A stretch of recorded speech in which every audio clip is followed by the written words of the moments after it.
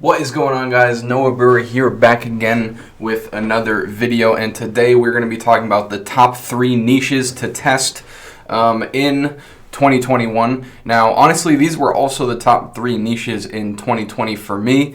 These niches, I have like extensive experience testing inside of these categories, and there's a few things I want to say about them. Why I think that they were the top niches, why I think I prosper in these niches. But before I get into that, I do want to say that I just did a live Q&A on my Instagram yesterday, and it was really fun. There was probably about 40 people on it at all times just asking questions, and I had a good time. It was also really valuable, and I'm going to start doing those more often. So go follow my Instagram.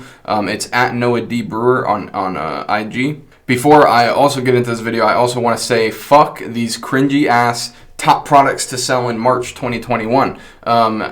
This is part of my slide. Literally, I wanted to make it a point in this video to say, fuck those videos, they're stupid, and, if you watch them and you listen to them, fine, like, so be it. I hope that you see success with it. But the whole idea of it is just dumb, and that's not what this video is. I just want to say that right off the bat.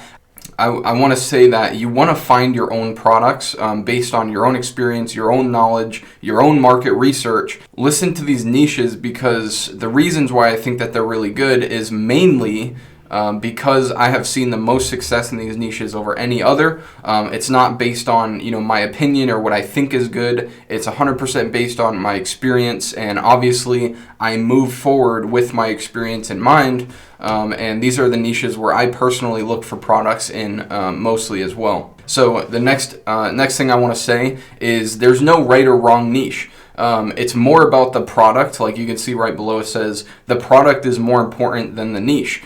So that's what I mean. There's no niche that is bad. There's no niche that is perfect and the end all be all. It doesn't matter as much as you think it does. I think knowing which niches to kind of like focus on and which ones to stay away from is more kind of just like helpful for determining where you should be doing your product research. Because obviously if you're not looking for baby products, you don't want to be scrolling through the kids and toys or baby section on AliExpress. I do want to say this because if you happen to stumble upon a baby product that you think is really good and you do your research and you can find a unique market opportunity or whatever, then it doesn't mean that you shouldn't test that product. If you have a good product, it trumps whatever niche it is in, and I truly believe that. So the first niche that I want to shout out is the tools and hardware niche. Now, a lot of people don't know this. A lot of people don't even think about testing tools and what have you, but that's why I think this niche is like super underrated. And when I first started testing tools, it was really a shot in the dark. I didn't really know, are tools really going to work with drop shipping? I didn't really know 100%. So, but I was really, really surprised to see the amount of like insane products and good products by my definition that I was able to find.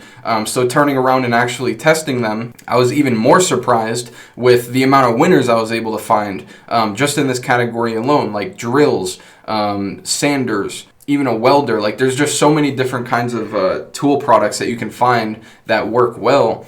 And that's why I want to shout this out. So there's plenty of unique market opportunities in this niche because there's so many different kinds of tools, so many different like subcategories under tools. Like you have, carpentry, you have metalworkers, you have auto body. Like there's so many different kind of sub niches for tools that you can go into, and hardware not so much. I'd say hardware is more just there for the because it's similar to tools and it makes it easy for product research. You can find some really good tools amongst different hardware products. But yeah, tons of good products, tons of new unique market opportunities that I feel like I haven't even tapped into yet. So I'm going to continue testing in this niche just because I know that there's a lot of products here that are good that I haven't found yet, essentially. Another great thing about this niche is you have usually higher ticket, products between $50 and $100, sometimes even $200. Like I've had plenty of winners in this industry that, you buy them for like 80, 90, and you can actually get away with selling them for like 180 to 200. Even if it's a variant that has like a lot of stuff in it, you can even get up to selling them for like 250 to 300. So yeah, great margins in this niche. And part of that is just tools are expensive. Like, just as a whole, any tool that you buy is going to be expensive. It's not like a very cheap niche in general. So people are willing to spend more money on tools. And of course, I have a absolutely great track record of finding winners in this niche that are really scalable and get that like 4+ ROAS that we're really looking for. The second niche that I want to shout out is hobbies and sports, or sports and hobbies, whatever you want to call it. I do want to say that this niche is by far my favorite. This is superior to any other niche out there. And honestly, what makes it superior is the fact that there's just thousands of sub-niches. Like, think about hobbies. Like, how many different hobbies are actually out there where people are passionate about? Some of them are really small, granted, but there's still a lot of money to be made, and there's just so much variety. Like, I think hobbies is one of those things where almost anybody can come in, and keep in mind that you are likely into a hobby. You might be like me where, you have no life and you just kind of sit at home all day and work. But if you do have a hobby, you can actually work in that hobby, and you might have a really good eye for products that could be good just because you're actually playing guitar, or you're actually playing golf, and you're actually playing with RC cars. So, in those categories where you might be active, like in your day-to-day life, you're going to be very good at finding those products and finding the products that are actually going to be good, because the problems that people have in that industry, what is cool in that industry, what's not cool. So I think that this niche is great just for that reason.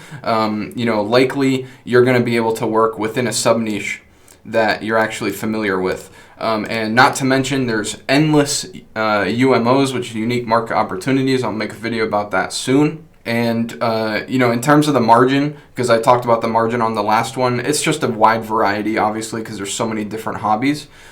But part of the reason I like this one is because, if you want to, you can find products that are $30, and you can also find products that are $100. So you're not really limited in the hobbies niche. You just have to, if you want higher ticket products, just find a hobby where things are higher ticket. If you want low ticket products, go to a hobby where things are lower ticket. And another thing to mention is I've had 3 products in total that have surpassed $1 million in sales, and 2 of those 3 were in the hobbies and sports niche. So take that as you will. I've had hundreds of winners in this industry, and mainly because there's so many different sub-niches. But yeah, I think that this is a great industry. I've honestly had the most success in it just because of the variety. And the third and final niche that I highly recommend is obviously fitness and health. Like, what do I need to say? Shitloads of new products being added to this niche every single day. Like, new workout strategies, new weight type or whatever. There's so many different products being added, and honestly, it's an endless amount. So if you're testing products at a really high scale, this is a really good niche to be in, just because you're probably never going to run out of new products to be testing. Lots of new innovations, like new types of weights, I've had success with swimming, like swimming workout gear, just weird stuff like that. Like, this industry is honestly really cool. The only bad thing about it that I would say, well, there's 2 bad things about it.